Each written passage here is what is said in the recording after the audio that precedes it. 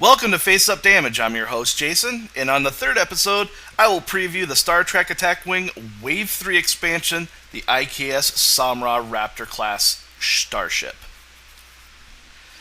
And let's hop into this and look at the ship card for this, the I.K.S Somrah.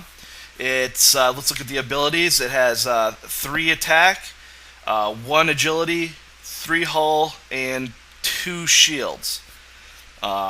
On the upgrade bar, it has a tech slot, a weapon slot, and a crew slot. And it's 18 points. And on the action bar, it's got an evade action, a target lock action, and a scan action. Before I get into the ability of this ship, I'd just like to mention that this is exactly like the D7, with the exception of the D7 is able to use a battle stations instead of a scan. So the only difference between the named D7 and the named Raptor class is the scan and the battle station.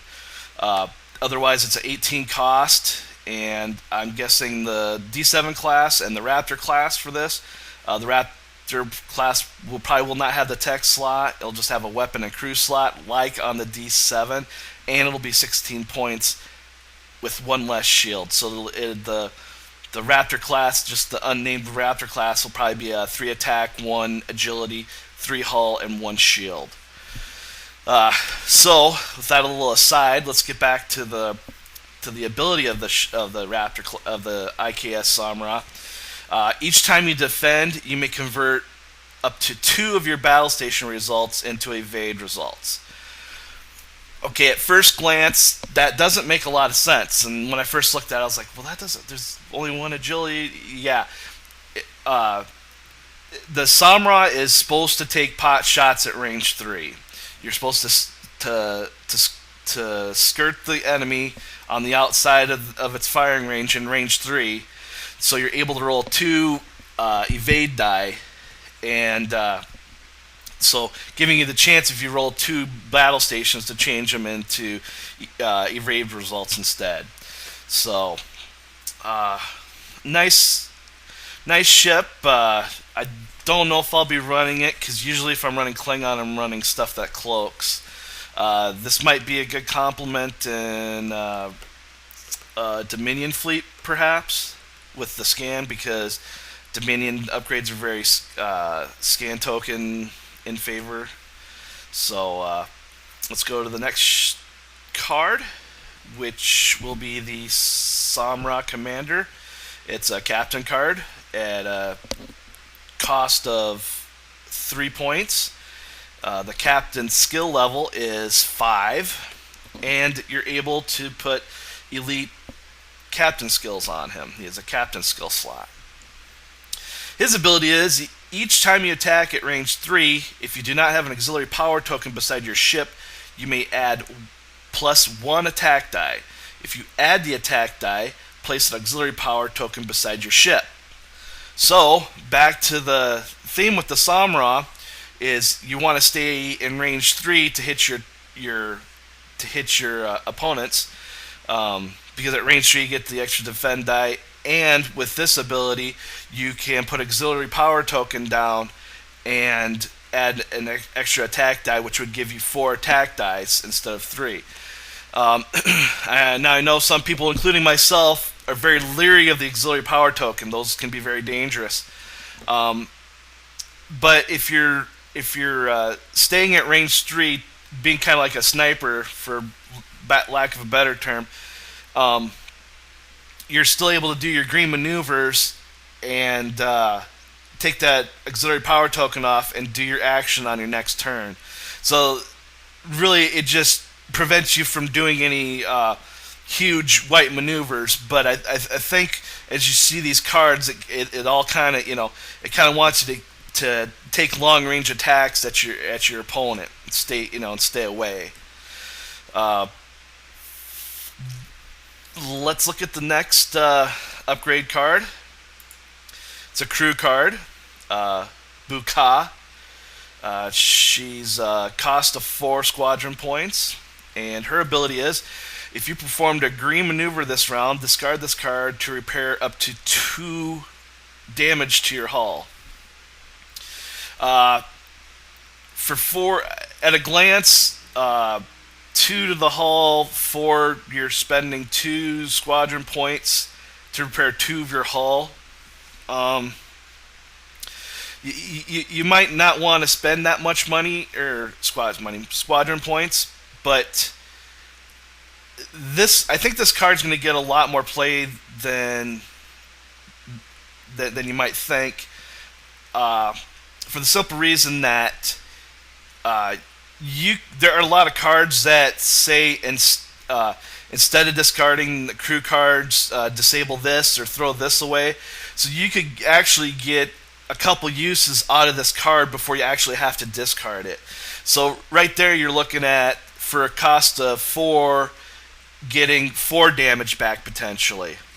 Couple her with, say, a Weiyun, that when you disable Weiyun, you can you don't have to discard your crew card.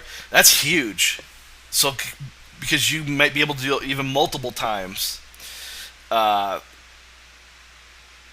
Again, I want to, if you performed a green maneuver this round, I'd like to say that, kind of on a side here, that Wizkids does a really good job of, with each expansion that comes out with, weaving all their upgrades together so they complement each other well.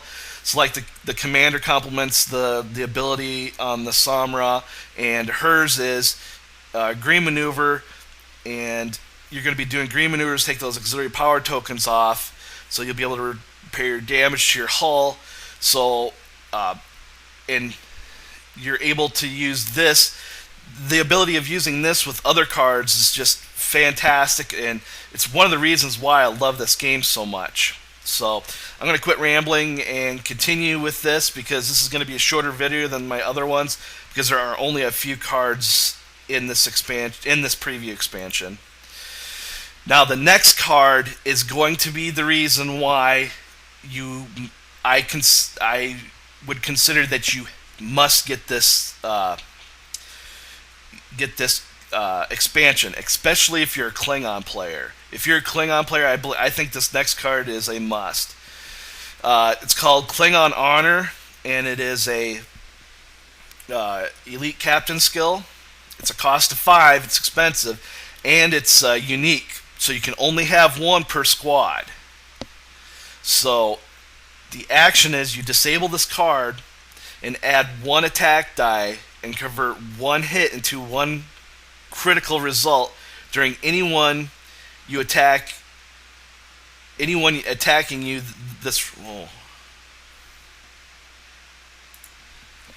Excuse me, I got excited and stumbled a bit there. Let me restart that again. Action, disable this card and add +1 attack die and convert 1 hit into 1 critical result during anyone attack you initiate this round. You cannot roll any defense die this round.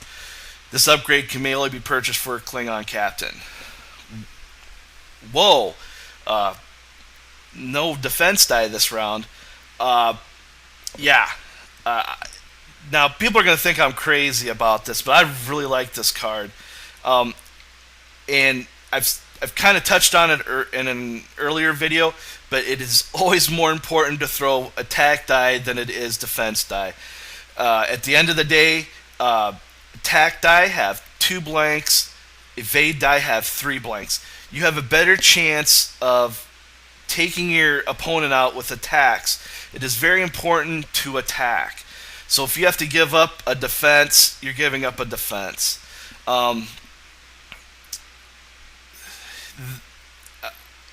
Also, if you couple this with, say, like interface generator, which allows you to convert all your damage to 1 damage, it's worth it. So I would see this card and interface generator getting a lot of use in the months to come, in the future ops and months to come. I like this card a lot, and the combo I just listed with the using this card and the interface generator, I I think it's worth it. Plus, in late game when you're able to when you're lining up for your attack again, especially if you've just done a joust and you're lining but your shot back up, you could re-enable this and get it for use, and potentially do a killing blow on your opponent. So now I could be absolutely wrong. These are all my opinions, and until I see some of the gameplay on some of this stuff, these cards might not work the way I think they're going to work out. But the way I play it out in my head, this is kind of what I see. Like I said, I'm going to do some reviews of the actual ships and stuff. And as I go to tournaments and play with other players and play these, I will let you know if I'm right or wrong on some of these. So let's continue and get me off my rants. The next card's a weapon card. It's a Photon Torpedoes card. These same Photon Torpedoes that have come out before. It's an attack of 4 at range 2 to 3. Attack target lock. Spend your target lock. Disable this card to perform this attack. You may convert one of your battle stations into a critical result. You may fire this weapon from your forward or rear firing arcs at a cost of 3. Pretty much standard. Not a lot to talk about on this. I'm going to move on to the next card, which is a tech slot card, and it's called Shockwave. Now, it's a cost of 2, and instead of moving normally during the activation phase, you may discard this card and disable one of your torpedoes to disregard your chosen maneuver and perform a red 1 full astern maneuver instead. This card may only be purchased for the Raptor class ship. Without seeing the dial and knowing what the Somrah can do, this might be worth taking on the Somrah. I don't know, so I really don't have an opinion, but I don't see the Somrah being huge in fleets, so I don't know if this card will get a lot of play. So we'll take a look at the next card, and it will be the last card that we're reviewing, and it's Tactical Sensors. It's another tech slot card, and it's a cost of 4, and its ability is action, disable this card to place a battleship token and a scan token beside your ship. Oh, awesome! Awesome! Wait a minute. I didn't read the second part. This upgrade may only be purchased for a Raptor class ship. Oh, darn. Yeah. I started reading this card, and I was like, wow, this card is going to be huge. And then I read the second part, and then it can be only on the Raptor class ships. It's probably a good thing. A card like this could, it's actually giving you 2 actions for 4 points, so it'd be two actions 2 actions per 2 points per action. I kept saying that backwards, but yeah. But this would be a great little card on the Raptor class if you're going to be using that as your sniper from range 3. Especially using the scan token to take away that extra defensive die they get, and the battle station that the Somrah doesn't have to be able to get more accuracy out of your attack at range 3. Say you couple it with the Klingon commander. So it's a great card for the Raptor class ship. It would have been absolutely huge if it wasn't on the if it was a card you could put on any ship. So that has been a look at the I.K.S Somrah. I want to thank you for watching Face Up Damage. Please subscribe if you enjoyed the show. Also, you can follow me on Twitter at Face Up Damage. Have a good night.